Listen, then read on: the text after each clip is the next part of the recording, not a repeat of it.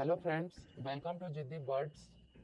तो आज के इस वीडियो में हम त्रिकोणमिति से रिलेटेड क्लास 10th में जितने भी फॉर्मूले होते हैं उसको जानेंगे। क्लास 10th में त्रिकोणमिति के सवालों को सॉल्व करने से पहले हमें त्रिकोणमिति का सूत्र याद होना चाहिए। अगर हमें त्रिकोणमिति का सूत्र याद नहीं होगा तो हम क्वेश्चन नहीं बना पाएंगे। तो ये जानना बहुत ही जरूरी है त्रिकोणमिति के सूत्र को।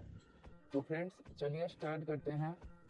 सबसे पहले हम त्रिकोणमितीय अनुपात के बारे में जानेंगे। तो त्रिकोणमिति में 6 अनुपात होते हैं जिसको मैंने यहाँ पे नोट करके रखा है। तो इसमें कर्ण, आधार और लंब पर ही सूत्र बनाया गया है इस त्रिकोणमितीय अनुपात के लिए। तो सबसे पहले हम ये जान लेते हैं, जैसे कि यहाँ पे है हाइपोटेनस। तो इसको हम हिंदी में कर्ण कहते हैं और इसको शॉर्ट फॉर्म में एच से सूचित किया जाता है। इसके बाद में है परपेंडिकुलर, इसको हिंदी में लंब कहते हैं और इसको पी से सूचित किया जाता है। इसके बाद में है बेस, इसको हिंदी में आधार बोलते हैं और इसको बी से सूचित किया जाता है। अब इसके बाद में फ्रेंड्स, यहाँ पे मैंने एक समकोण त्रिभुज बना के रखा है। अब इसमें हम जान लेते हैं कि कर्ण कहाँ होता है, लंब कहाँ होता है और आधार कहाँ होता है।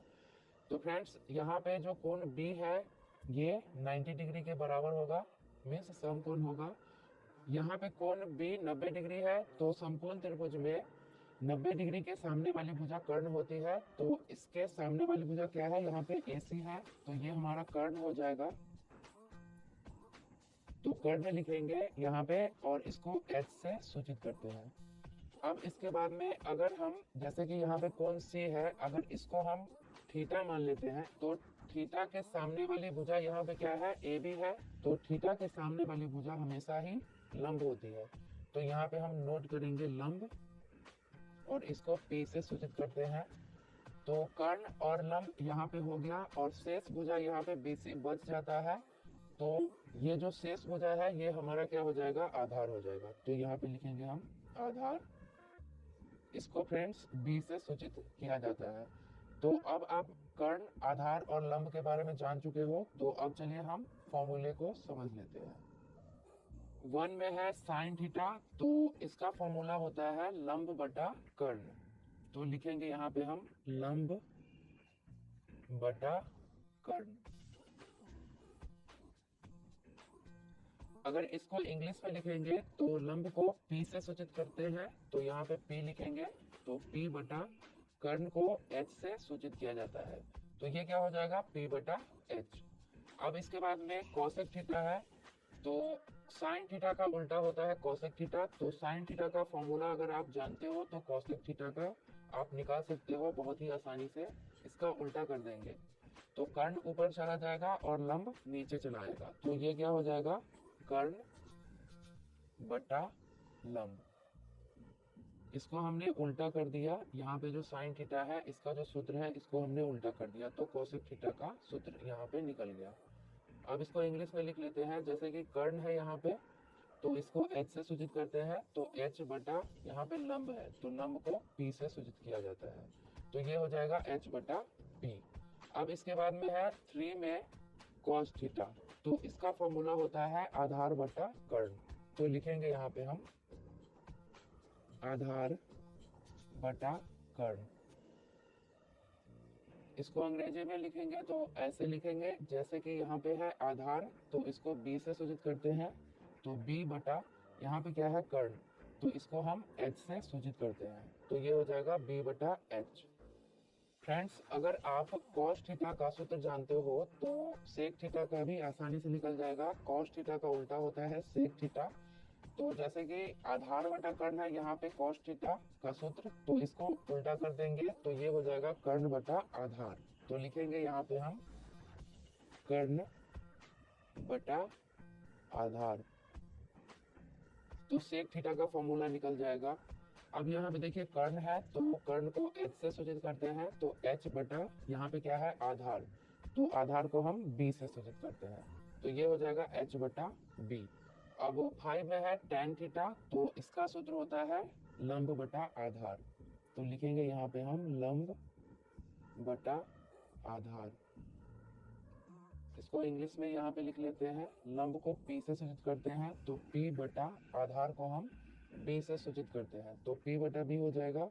अब 6 में है कॉट थीटा। तो फ्रेंड्स अगर आप टेन थीटा का फॉर्मूला जानते हो तो कॉट थीटा का आसानी से निकल जाएगा। इसको उल्टा कर देंगे, टेन थीटा का जो सूत्र है इसको उलट देंगे। तो ये जैसे कि यहाँ पे लंब बटा आधार है तो ये हो जाएगा आधार बटा लंब। तो लिख लेंगे यहाँ पे हम आधार बटा में लंब। इसको इंग्लिश में लिख लेते हैं, जैसे कि यहाँ पे है आधार, तो आधार को बी से सूचित करते हैं, तो बी बटा लंब है यहाँ पे, तो लंब को पी से सूचित करते हैं, तो ये हो जाएगा बी बटा पी। अब इसके बाद में हम त्रिकोणमिति के कुछ और सूत्रों को जानेंगे, जैसे कि 1 में है यहाँ पे sine square theta plus cos square theta. तो sine square theta plus cos square theta बराबर होता है 1। तो इसका फॉर्मूला क्या हो जाएगा, 1 के बराबर होगा। तो फ्रेंड्स यहाँ पे हम एक सूत्र से दो और सूत्र को बना सकते हैं। जैसे कि यहाँ पे साइन स्क्वायर थीटा है तो हम क्या करेंगे, साइन स्क्वायर थीटा का सूत्र निकाल लेंगे। तो सबसे पहले यहाँ पे हम नोट कर लेते हैं साइन स्क्वायर थीटा। यहाँ पे बराबर में 1 है तो बराबर में 1 करेंगे, 1 अपने जगह पे है।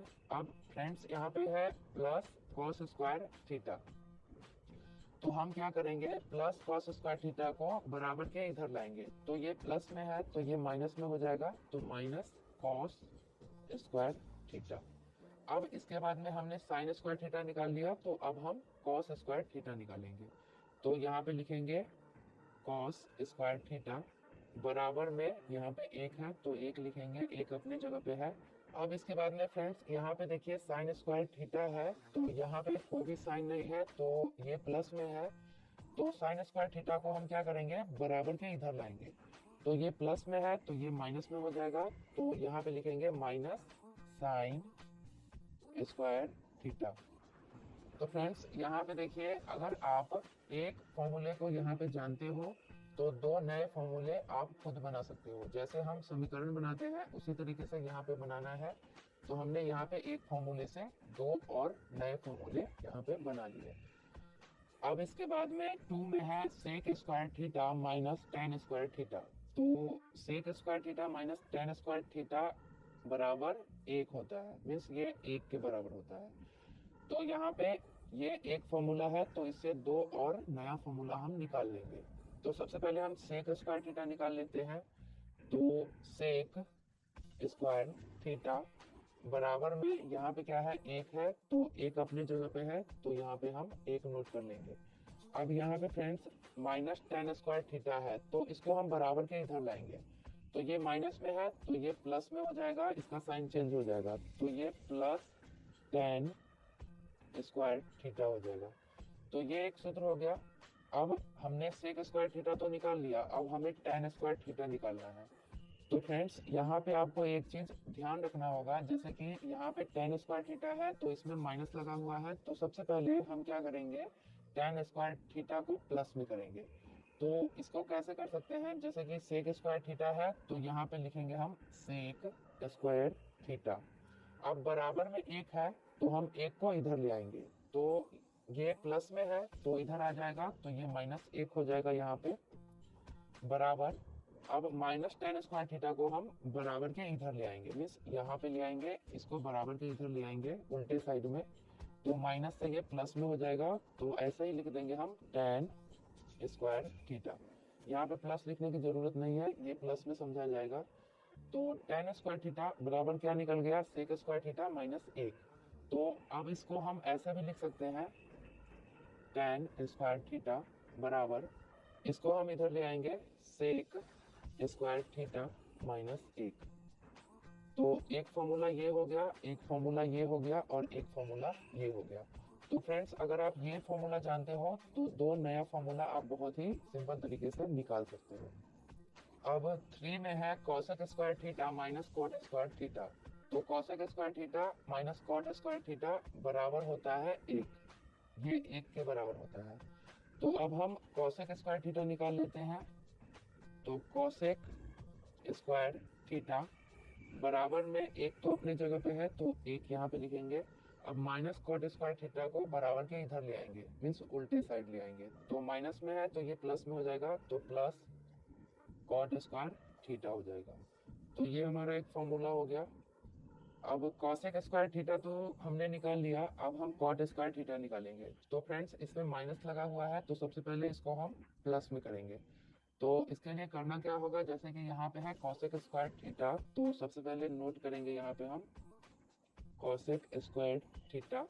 अब बराबर में एक है तो इसको हम बराबर के इधर ले आएंगे एक को, तो ये प्लस में है तो ये माइनस में एक हो जाएगा यहाँ पे बराबर।